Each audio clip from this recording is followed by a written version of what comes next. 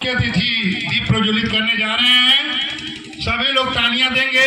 कहा गया है 7 रंगों में खुद को मिला लीजिए, 7 रंगों में खुद को मिला लीजिए, भूल सकवा शिकायत भुला दीजिए।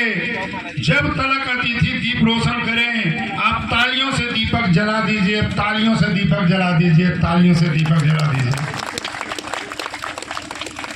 सारे लोग तालियां देते रहे जब तक दीप प्रज्वलित होता रहे। तालियां पीछे जो हमारे बैठे हैं रौनियार बंधु, कृपया आप लोग तालियां लगातार देते रहिए।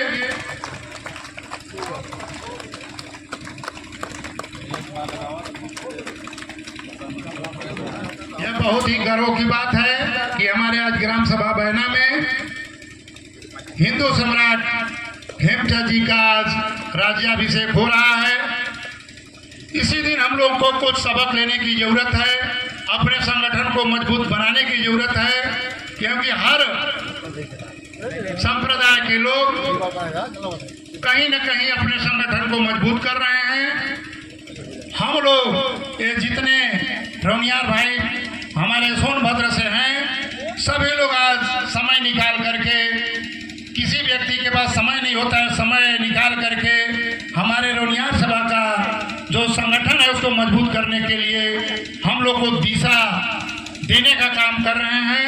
हम लोग को आज के दिन इस हिंदू सम्राट जो हमारे पूर्वजों कर गुजरे हैं, हम लोग को आज इतिहास के कुछ सीख लेना चाहिए और कोई न कोई हर कार्यक्रम में एक हम लोग ठोस पहचान इस क्षेत्र में बनाने की जरूरत है। इसलिए हमारे जो बंधु यहाँ अभी भी नहीं आए हैं, कृपया आने का कष्ट करें। साइड करा लीजिए।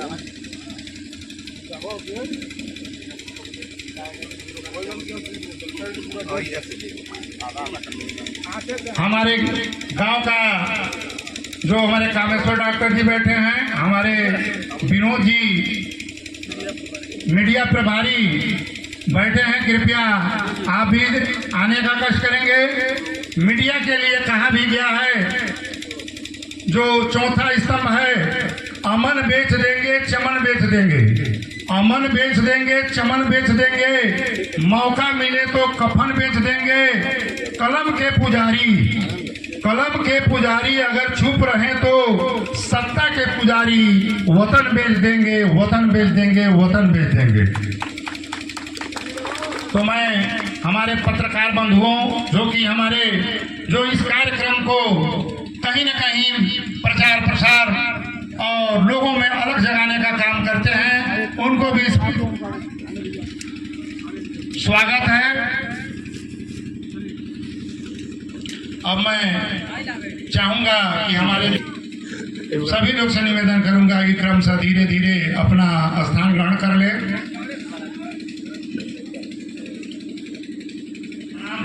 नमन कर ले।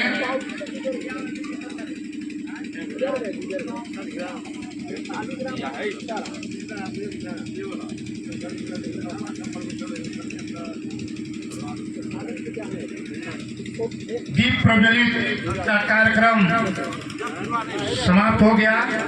अब मैं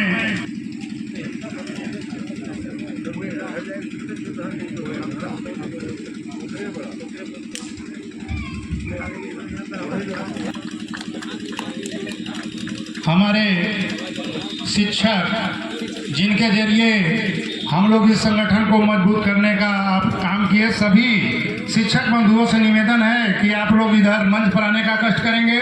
और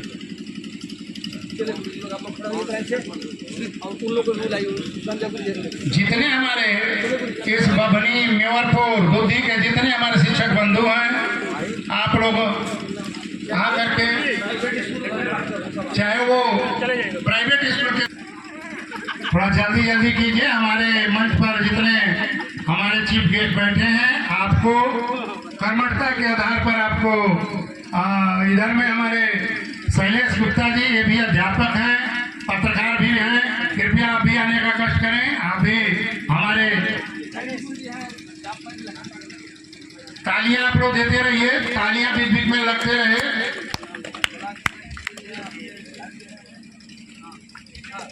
फोटो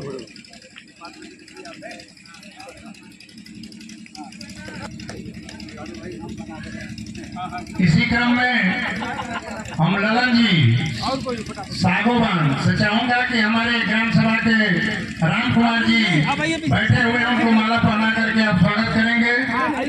ललन जी सागोबान। इधर से एक लाइन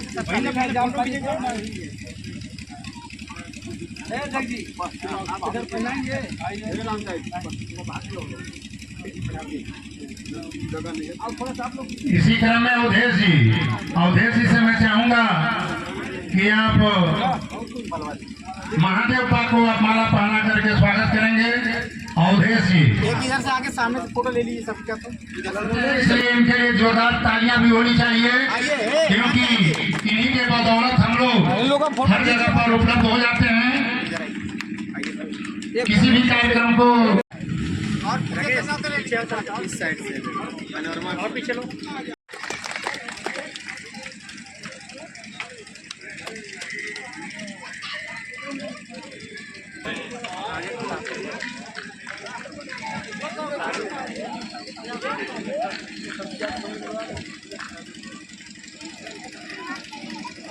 हमारे शिक्षक बंधु बाएं और मंच पर, जो भी हमारे शिक्षक बंधु आए हैं बाएं और मंच पर बैठने का कष्ट करेंगे। हमारे बहना अध्यक्ष श्री रमेश जी सभी को बैठाने का कष्ट करें।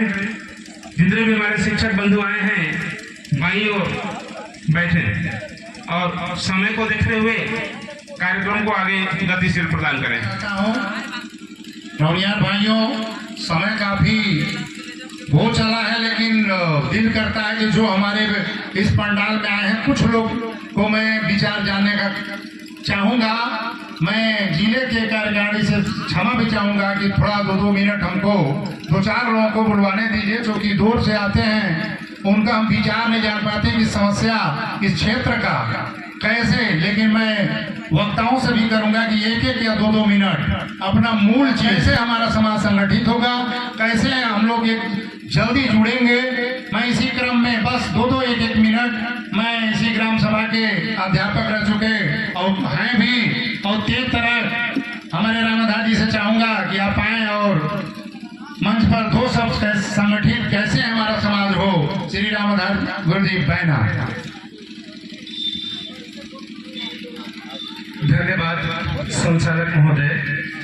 आज सम्राट हेमचंद विक्रमादित्य हेमू की राज्याभिषेक के शुभ अवसर पर इस मंच पर आसीन सभी अतिथियों का हार्दिक अभिनंदन करते हैं और साथ ही जो सभी हमारे पूर्वज लोग, अग्रज लोग यहाँ पर उपस्थित हैं, अपना कीमती समय निकाल करके इस मंच की शोभा बढ़ाने के लिए और सुनने के लिए, समझने के लिए आए हैं, उनका भी हम तहे दिल से हार्दिक अभिनंदन करते हैं। हम जब एकता की बात करते हैं, हमारे एक हाथ में 5 अंगुली होता है। 5 लोगों का अगर हम पूरे मन से एक गांव में जोड़ने का प्रयास करें, लेकिन वो मनोयोग से जुड़ाव होना चाहिए। ऐसा नहीं होना चाहिए कि सामने तो हम बहुत वाहवाही कह रहे हैं और पीछे से वो कैसे आगे चले जाते हैं उनको पकड़कर खींचने का जो काम करते हैं। ऐसे कामों से अगर हम जब दूर रहेंगे, एक दूसरे से सहयोगात्मक भावना से जुड़ेंगे, उनकी समस्याओं को सुनेंगे, समझेंगे और उनकी समस्या को अपनी समस्या जान करके निपटाने का अगर प्रयास करेंगे, तो कोई भी ऐसा हृदय नहीं है जो एक दूसरे से जुड़ न जाए। लेकिन कभी कभी कुछ ऐसी परिस्थितियां आती हैं कि लोग देखने का काम करते हैं कि हम किसके साथ जुड़े, किसके साथ न जुड़े, कौन हमारे लिए प्रिय होगा। ऐसा बहुत सारी स्थितियां आती हैं, पर उन सभी स्थितियों को देखते हुए जो सही रहा है उस पर हम चलेंगे और एक दूसरे के दुख दर्द को समझने का प्रयास करेंगे और उनको दूर करने का प्रयास करेंगे, भावनात्मक रूप से जोड़ने का प्रयास करेंगे। और ज्यादा क्या कहें, ये हमारा जो बिरादरी है ये तो इतनी चालाक है। पुराने समय में बहुत कुछ कहा गया है, कुछ कहेंगे तो थोड़ा ठीक नहीं रहेगा। फिर भी मैं कहूंगा कि जब जागे तभी सवेरा। और समय भी कम है, इसलिए मैं सिर्फ यही कहता हूं कि 5 लोगों का पैनल हो, लेकिन वो पूरे मन से हो, पूरे अंतरात्मा से हो। ऐसा नहीं किसी भी तरह की ये 5 लोगों में राजनीतिक कूटनीति की बात नहीं आनी चाहिए। पूरे हृदय से जुड़े और यही 5 लाख हो जाएंगे। इसी आशा के साथ हम अपनी बारी को विराम देते हैं। हमारे जिला कार्यकारिणी से आए हुए जो भी सम्मानित सदस्य हैं, मैं सबका नाम सबसे परिचित नहीं हूँ, उनको सादर नमस्ते प्रणाम। और हमारे गांव सभा से जितने भी सम्मानित बुजुर्ग, हमसे छोटे बड़े जो भी आए हैं, बड़ों को मेरा प्रणाम और छोटों को शुभ आशीर्वाद। पहले आज मैं कुछ नहीं कहूँगा, एक पहेली है आप लोगों के सामने और मैं खुद को रोकना बहुत चाहता हूँ कि अपने बिरादरी के बारे में कुछ नकारात्मक न कहूँ, लेकिन जो दिल की बात है जुबां पे आ ही जाती है। तो एक पहेली नहीं, कक्षा 9th में हम पढ़ा करते थे, संस्कृत नाटक कौमुदी में एक कहानी थी। उस कहानी को मैं सुना रहा हूँ, जरा सोचिएगा कि ये कहानी क्यों सुना रहा हूँ, किसके लिए सुना रहा हूँ और किस पे सुना रहा हूँ, तब भी शायद हमारी आंखें खुल जाएं। उसके बाद मैं संगठन की बात करूँगा। किसी एक विशाल कुएं में गंगदत्त नामक मेढक रहता था और उसमें काफ़ी मेढक रहा करते थे। उनके परिवार के लोग थे, उनकी पत्नी, उनके बच्चे, हमारे रौनियार भाइयों की तरह गोत्र खानदान वाले बहुत सारे मेढक रहा करते थे। बड़े सुकून से रहा करते थे, उनको किसी प्रकार की कोई समस्या थी नहीं। अपार जल राशि थी, भोजन का भी प्रबंध था, एक दूसरे से मिलजुल कर रहते थे। फिर हुआ कुछ यूँ, समय के बदलाव के साथ उनमें मतभेद हुआ। मतभेद होने के पश्चात जब कुछ लोगों से गंगदत्त की दुश्मनी हुई तो उसने सोचा कि मैं अपने स्वजातीय बंधुओं से बदला क्यों न लूं, लिहाजा ये लोग शांत हो जाए या समाप्त हो जाए। एक योजना, कुटिल योजना उसके मन में कौंध गई। तत्काल बाहर निकलता है और वह प्रियदर्शन नामक एक भयंकर सर्प के पास जाता है और उससे दोस्ती करता है। हालांकि मेढक और सांप में दोस्ती आप लोग को कुछ अजीब सी लग रही होगी, लेकिन एक कहावत है ना कि दुश्मन का दुश्मन अपना दोस्त, कैसे कहावत है कि जब बदला लेना होता है तो आदमी दुश्मन से भी दोस्ती कर लेता है क्योंकि उसको बदला लेना होता है। गंगदत्त के मन में बदले की भावना घर कर गई थी, कूट कूट कर भर गई थी। उसने प्रियदर्शन से दोस्ती की और दोस्ती ऐसे नहीं होती है मेरे भाइयों, उसकी कुछ कीमत चुकानी पड़ती हो। चाहे भले राम ने सुग्रीव से किया हो, सबका कुछ न कुछ स्वार्थ था। प्रियदर्शन ने कहा कि हम तो तुम्हारे जन्मजात दुश्मन हैं, मेढक जाति के दुश्मन रहे हैं, फिर तुम हमसे दोस्ती का हाथ क्यों बढ़ा रहे हो? तो कहा कि मित्र ऐसा है, तुम भोजन के लिए भटकते फिरते होगे, तुमको एक मुश्त भोजन मिलेगा, कहीं दौड़ना नहीं पड़ेगा, कहीं जाना नहीं पड़ेगा। हम तुमको ऐसे जगह पे ले जाते हैं जहां तुम आराम से बैठकर खाओगे और आराम से जियोगे। तुमको भोजन के तलाश में, शिकार की तलाश में कहीं भटकना नहीं पड़ेगा। और बदले की भावना से प्रेरित होकर वह गंगदत्त प्रियदर्शन नामक सर्प को उस कुएं में उतार लेता है। कुएं के कोटरे में प्रियदर्शन रहने लगता है और बड़े आराम से उसके स्वजातीय बंधुओं को धीरे धीरे धीरे धीरे नोच नोच कर कभी इसको कभी उसको कभी उसको मार मार कर खाता है। उसकी तो जिंदगी ही बदल गई भाई, क्योंकि उसको एक जगह पे भोजन मिल रहा था, कहीं भाग दौड़ नहीं करना था। और गंगदत्त फूले नहीं समा रहा था कि जो हमारे स्वजाति बंधुओं को परेशान किया करते थे, अब उनको मजा आ रहा है देख करके, उनको नष्ट होते देखकर। धीरे धीरे धीरे धीरे जितने उसके स्वजातीय बंधु थे, गोत्र के सब मेढक थे, वो धीरे धीरे समाप्त होते गए। लेकिन प्रियदर्शन को तो लत लग चुकी थी आराम से बैठकर खाने की, तो उसने कहा कि अब मैं कहाँ जाऊँ खाने के लिए। तो गंगदत्त ने कहा कि मित्र अब तो सब समाप्त हो गए, हमारे परिवार के, अपने परिवार के 6 लोग बचे हैं, 6 मेढक बचे हैं, कहो तो उनको अगर बख्श दो तो ठीक है, नहीं तो नहीं बख्शोगे तो इनको भी खा जाओ। कहा नहीं मित्र, तुमने तो शर्त यही रखा था कि तुम्हें एक जगह बैठे बिठाए भोजन मिलेगा, हमको तो भोजन चाहिए। धीरे धीरे उसके पत्नी बच्चे सब मेढकों को खा जाता है प्रियदर्शन।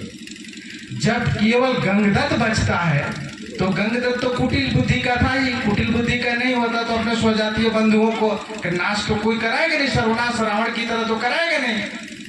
तो उसने कहा कि गंगदत्त अब तो कोई नहीं बचा, अब मैं क्या खाऊं, मुझको तो भोजन चाहिए। तो कहा कि मित्र मैं बाहर जा रहा हूँ तुम्हारे लिए भोजन की तलाश करने। अब वो अपनी जान बचाने की फिराक में पड़ गया। गंगदत्त प्रियदर्शन कहा कि ठीक है मित्र, तुम हमारे मित्र हो इसलिए एक मौका देते हैं, तुम जाओ और बाहर से कुछ मेढकों को आमंत्रित करो ताकि मैं सुचारू रूप से भोजन कर सकूं। और गंगदत्त जब बाहर निकलता है तो इतनी दूर भागता है, पहले इतनी दूर भागता है कि जहां पर प्रियदर्शन को उसकी भनक तक न मिल सके, क्योंकि वो अकेला बचा था। वो जानता था कि अगर मैं कुएं में फिर से उतरा तो प्रियदर्शन मुझे भी छोड़ेगा नहीं। तो उसने कहा कि उसने सोचा कि अब तो मैं नहीं जाऊंगा, तो किसी के माध्यम से प्रियदर्शन सर उसके पास एक मैसेज भेजता है, संदेश भेजता है कि मेरा मित्र बहुत दिन से बाहर आ जाए। जब उसके पास संदेश जाता है कि प्रियदर्शन तुम्हें याद कर रहा कुएं में, तो कहता है कि न गंगदत्त पुनरेति कूपम, यानी अब गंगदत्त पुनः कुएं में कभी नहीं जाएगा, क्योंकि वो जानता था कि सर्प सर्प होता है, उसका स्वभाव डसना होता है, वो डसेगा ही डसेगा, क्योंकि उसकी प्रकृति है, नेचर है। और वह कुएं में फिर कभी नहीं गया। इस पाठ का नाम ही था कि न गंगदत्त पुनरेति कूपम, अर्थात गंगदत्त पुनः कुएं में कभी नहीं गया। अब आप लोग समझदार हैं, हमारे जाति के लोग काफी समझदार होते हैं, वाणिज्यिक बुद्धि भी होती है उनकी, समझ गए होंगे कि ये कहानी किसके लिए थी, क्यों थी और क्यों कही गई थी। यदि अब भी हम संभल गए तो ठीक है, अन्यथा का वर्षा जब कृषि सुखाने, गोस्वामी जी की पंक्ति तो सबको याद ही होगी। और कृषि सूखने न पाए तो अगर सिंचाई की व्यवस्था हो तो कर लीजिए। बहरहाल संगठन पर बोलने के लिए मुझे आमंत्रित किया है माननीय संचालक महोदय ने। तो संगठन के बारे में मैं, जब भी कार्यक्रम दूधी में आयोजित हुआ है, हम लोग हर कार्यक्रम में शरीक होते हैं, कहीं भी कार्यक्रम होते हैं हम लोग शरीक होते हैं, सहयोग करते हैं और चाहते हैं कि हमारा समाज उन्नति के रास्ते पर चले, जागरूकता आए उनमें। लेकिन हम लोग का प्रयास बड़े दुख से कहना पड़ रहा है कि आज हम लोगों ने 500 लोगों का प्रबंध न्यूनतम किया था कि 500 लोगों का नाश्ता, खाना पीना, बैठने की व्यवस्था, और 500 के सापेक्ष कितनी भीड़ है आप देख सकते हैं। और उसमें से भी एक विशेष तौर संख्या केवल बहना की ही है, तो कुछ कहना नहीं है। हमने पहले भी प्रस्ताव रखा था माननीय A.K. गुप्ता जी से, कई बार इनका ध्यान आकृष्ट किया है, रिटेन मीन्स इन्होंने नोट भी किया था कि जब तक ग्राम स्तर पर संगठन को मजबूत नहीं किया जाएगा, ग्राम स्तर के पदाधिकारियों को चिन्हित करके और हमारे स्वजातीय बंधुओं को जब तक एकजुटता के सूत्र में नहीं पिरोया जाएगा, तब तक कुछ होने वाला नहीं है। क्योंकि जब तक दायित्व नहीं होगा, जिम्मेदारी नहीं होगा, अनुशासन नहीं होगा, कोई जाना नहीं चाहता। क्योंकि हम लोग बहुत चालाक हैं, चतुर हैं, बाजार छूट जाएगा, 100 रुपए का पेट्रोल जल जाएगा और खेती बाड़ी छूट जाएगी, तो कैसे जा सकते हैं? नहीं जा सकते हैं। हम लोग बुद्धिमान व्यक्ति हैं, कोई बुड़बक आदमी तो है नहीं कि चले जाएंगे। और मक्का छिलना, हमारे जैन सर जी कह मक्का छिलना है, सब मक्का का सीजन भी चल रहा है, उर्द वगैरह भी है, तो कहीं पानी न पड़ जाए इसलिए हम लोग नहीं जाते हैं। और जो बुड़बक होते हैं वो तो भाई उनकी संख्या तो कहीं तो चले जाते हैं, कहीं बुलाया जाए। हम लोग जानकार हैं, बहुत जानकार हैं, अत्यधिक जानकार हैं, कहीं गंगदत्त की तरह ना हाल हो जाए, बस यही अभी भी समझिए, चेतिए। तो ग्राम स्तर पर संगठन मजबूत नहीं हो पाया। मजबंधवा में हम लोगों ने प्रयास किया था, चैनपुर में प्रयास किया था, हमारे श्याम बिहारी गुप्ता जी यहाँ मौजूद हैं। इन्होंने जितना अपने नौकरी के बावजूद समय देते हुए जितना ये आदमी प्रयास किया है शायद किसी ने न किया। इनका कहना है कि जैसे किसी को कोई नशा होता है, मुझको इसी में नशा होता है, इसी में मजा हमको आता है। अपने स्वजातीय बंधुओं को कुछ लोगों ने इन पे कटाक्ष किया, क्या यार तुमको कोई काम नहीं मिलता है, इनको जगाने चलो, बनियों को जगाने चलो, नौनियार कभी जगेंगे। ये कहते हैं अच्छा हम जगा रहे हैं, तुमको क्या प्रॉब्लम है, तुम दारू पीते हो? हाँ पीते हैं। तुमको उसमें नशा होती है? हाँ होती है। उसकी तलब लगती है? हाँ तलब। तो हमको अगर समाज की सेवा में तलब लगी है तो आपको क्या प्रॉब्लम है, क्या समस्या है? कई लोगों से इनकी झड़प हम लोग से शेयर करते हैं। और हाँ देखिए सामने हमारे बंधु मित्र बंधु बैठे हैं, मीडिया जुड़े, और इनसे कई लोगों ने कटाक्ष किया कि आप ये क्या करते हैं, आपको कोई काम नहीं मिलता है। बताइए, ये हमारे हैं स्वजाति बंधु, इनके लिए कुछ कहना है ही नहीं। अभी 100 रुपए की अगर लालच, यहाँ अगर एक बात हो जाए कि आवास लिखा जा रहा है, कार्ड लिखा जा रहा है, तो सिर्फ बैना की इतनी भीड़ हो जाएगी कि यहाँ कदम रखने का जगह नहीं मिलेगा। केवल ये हो जाए कि आवास लिखा रहा है, बस इनको लाभ चाहिए। इस बिरादरी को केवल लाभ चाहिए और अपनी स्वार्थ सिद्धि चाहिए, उसके अलावा कभी परोपकार, दूसरे की भलाई से किसी प्रकार का कोई वास्ता नहीं है। तो ग्राम स्तर पर संगठन कैसे मजबूत होंगे, उसके लिए गांव के जो अध्यक्ष हैं, पदाधिकारी हैं, उनको एक दायित्व सौंपा जाए, एक रजिस्टर बनाया जाए, उसमें उनकी सदस्यता शुल्क काट करके वार्षिक या अर्धवार्षिक सदस्यता शुल्क काट करके उनकी विधिवत एंट्री की जाए, और उनको एक शर्त के तहत रखा जाए कि भैया अगर गांव में 100 लोग हैं, अगर 50 लोग इसमें शामिल हो जाते हैं, उस शर्त को मानते हैं तो ही उसमें रहे, अन्यथा न रहे। अब तो हमको ये लगने लगा, अपना व्यक्तिगत विचार, अगर किसी को बुरा लगे तो मैं माफ़ी चाहता हूँ, कि हम इसमें उन्हीं को जोड़ना चाहते हैं हर गांव से जो हमारे कार्यक्रम में शरीक हों, हर जगह जाएं। अगर हम पर कोई संकट विपत्ति आए तो हमारा साथ दें, और उन पर आए तो हम साथ दें। अन्यथा क्या मतलब, भीड़ लगाने से क्या मतलब? जो हमारे संकट में साथ ही न दे पाए, हमारे लिए काम ही न करे, तो ऐसे लोगों को जोड़ने का कोई औचित्य ही हमको नहीं समझ में आती है। व्यक्तिगत मेरा विचार है।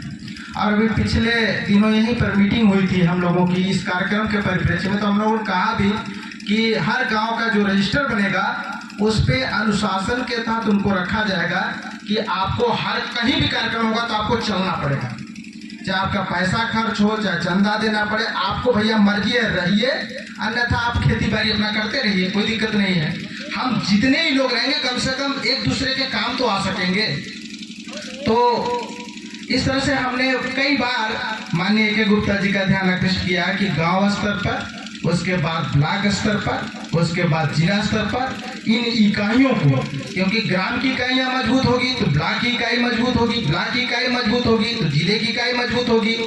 तो इस तरह से ही हम एक क्रमवार ही स्टेप बाय स्टेप चलेंगे तो ही शायद सार्थक हो सकता है।